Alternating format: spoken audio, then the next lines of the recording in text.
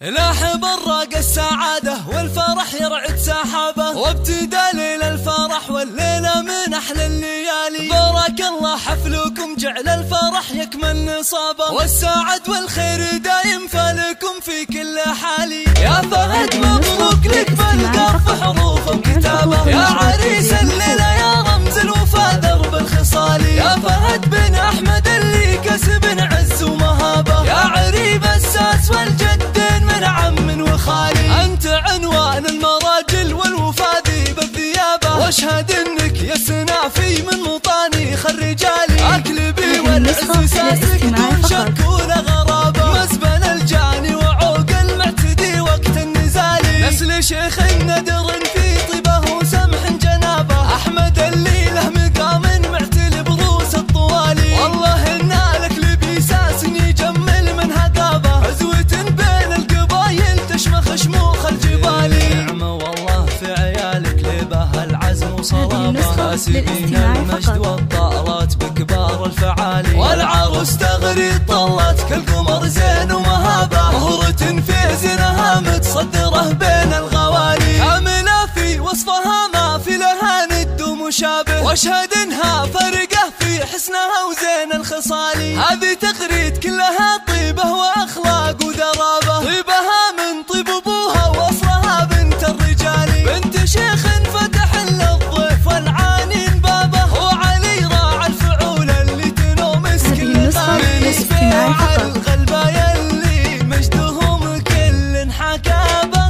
الرجال اهل الحميه والوفا واهل المعالي. لابت السبع عن مجد من قبل عصر صحابه، عزهم تشهد له سيوف صقيله ونبالي. نسبيع الغلبه يلي مجدهم كل حكابه، الرجال اهل الحميه والوفا واهل المعالي. الرجال اهل الحميه والوفا واهل المعالي.